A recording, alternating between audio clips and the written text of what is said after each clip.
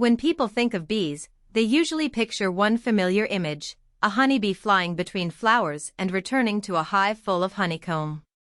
That image is real, but it is incomplete. Bees are not one insect with a single lifestyle. They form a large evolutionary group called Anthophila within the order Hymenoptera, and scientists have identified more than 20,000 species so far. This means the world of bees is closer to an entire civilization of different forms than a single iconic creature. Some are robust and fuzzy, others metallic and slender. Some live in organized colonies, but most do not. Some nest in wood, some in soil, some in cavities, and some in places humans almost never notice. If we begin with only the honeybee stereotype, we miss the larger truth: bees are one of the core biological systems that make flowering landscapes work. Understanding bees starts with replacing a simple symbol with a complex network of species, behaviors, and ecological roles. Bees are closely related to wasps and ants, but their way of life took a different evolutionary direction. While many wasps and ants are carnivorous or omnivorous, bees are specialized herbivores that focus on nectar and pollen. Nectar is mainly a carbohydrate source, which fuels flight and daily activity. Pollen provides proteins and other nutrients essential for growth, especially for larvae. This diet shaped bee anatomy and behavior over evolutionary time. Many bees carry branched body hairs and specialized pollen-collecting structures that make them efficient transporters of pollen between flowers. That transport is not accidental side traffic. It is the central exchange in a partnership between bees and flowering plants. Plants offer resources, bees gather them, and in the process plant reproduction succeeds. So bees are not merely visitors to flowers. They are active participants in a co-evolved system where energy transfer, reproductive success, and habitat stability are linked. Once you see that, bee ecology becomes less about cute insects and more about how life support processes are organized across terrestrial ecosystems. One of the biggest misconceptions about bees is the assumption that they all live in colonies with queens, workers, and hive politics. In fact, more than 90% of bee species are solitary. A solitary female usually builds and provisions her own nest without a worker caste helping her. She gathers pollen and nectar, forms food masses for offspring, lays eggs, and seals brood cells to protect developing young. No giant hive, no collective honey economy, and often no human awareness that the nest exists. This solitary majority includes groups such as mason bees, leafcutter bees, carpenter bees, and many sweat bees. Their ecological contribution is enormous, yet they are often overlooked because they do not match the popular image of social hives. This matters for conservation. If public attention and policy focus only on honey bees, we ignore the much larger wild workforce that supports pollination in many habitats and seasons. Bee protection must include nesting substrates, floral continuity, and landscape complexity suitable for solitary species, not just managed hive management. Social bees remain fascinating because they demonstrate highly coordinated biological organization. Honey bees, bumblebees, and stingless bees evolved forms of collective living with role differentiation and behavioral specialization. In honey bees, the genus Apis builds wax comb made of hexagonal cells, a structure famous for geometric efficiency. Hexagons maximize storage while minimizing building material, which matters when wax production is metabolically costly. But the hive is more than architecture. It is a self-regulating living system. Colony functions include brood care, thermoregulation, food processing, defense, and foraging logistics, all coordinated through signals and feedback. Honey itself is part of that system. It is not just a sweet byproduct for humans, it is long-term energy storage produced by transforming nectar into a concentrated, stable resource. This allows colonies to survive periods when floral resources are low. Social bee colonies therefore represent a form of distributed intelligence, thousands of individuals, each with limited capacity, creating robust group-level outcomes through coordinated behavior. Studying that system reveals how complexity can emerge from simple repeated actions. Bee diversity is not only taxonomic, it is physical and functional. Species can range from tiny stingless workers under 2 mm to the giant leafcutter bee Megachile Pluto, where females can reach around 39 mm. That scale difference affects flight capacity, flower access, thermal tolerance, and predator exposure. In practical terms, body size and morphology shape what each species can do, where it can forage, and which plants it can pollinate effectively. In many regions, small bees are especially easy to miss and are often mistaken for flies or wasps, even when they are locally abundant.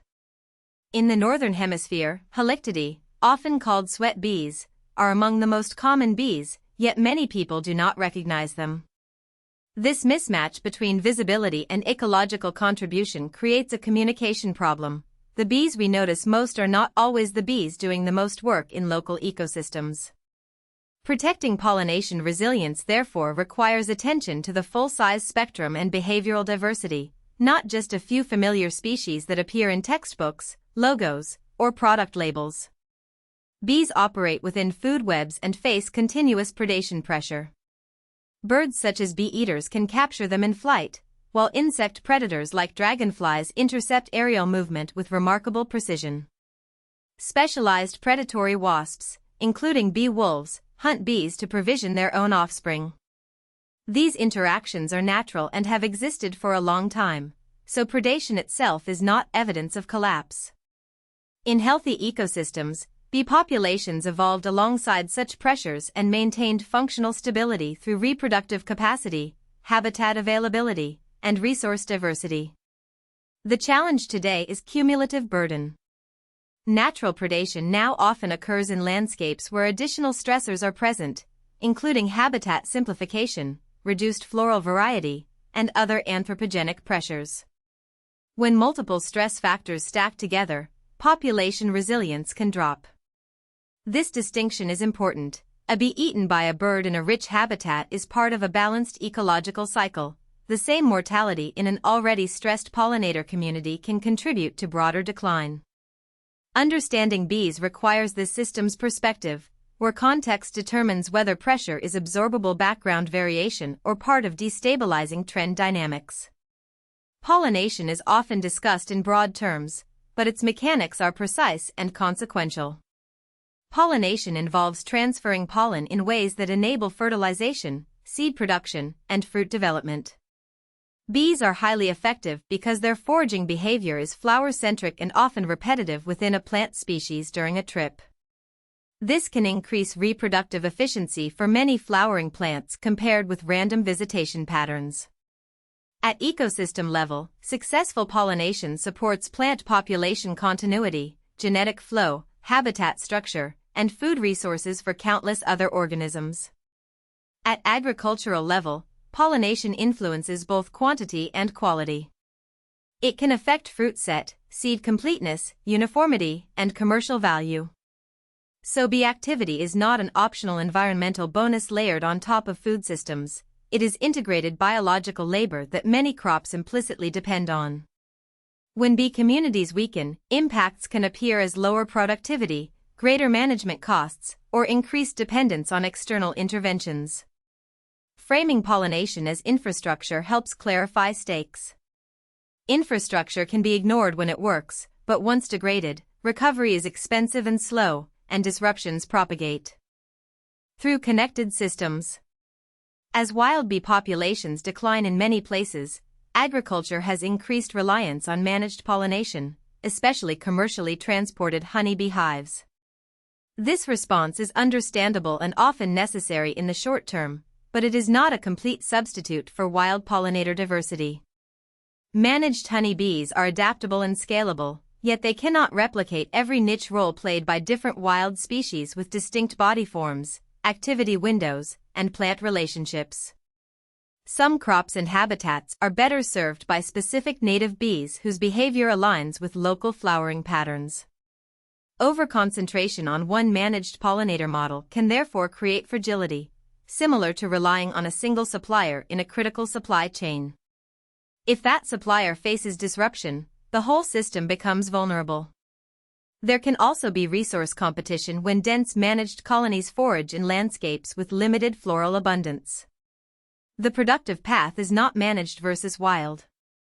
It is integrated strategy: maintain wild habitat complexity, protect nesting opportunities, and use managed hives as one tool in a diversified pollination portfolio.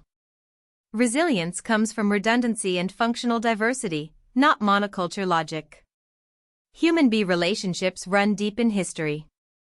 Beekeeping, or apiculture, has been practiced for millennia, with evidence reaching back to ancient societies including Egypt and Greece. This long continuity shows that people recognized bee value long before modern ecological science. In Mesoamerica, the Maya developed intensive meliponiculture focused on stingless bees, demonstrating that advanced bee management emerged across different cultural and environmental contexts.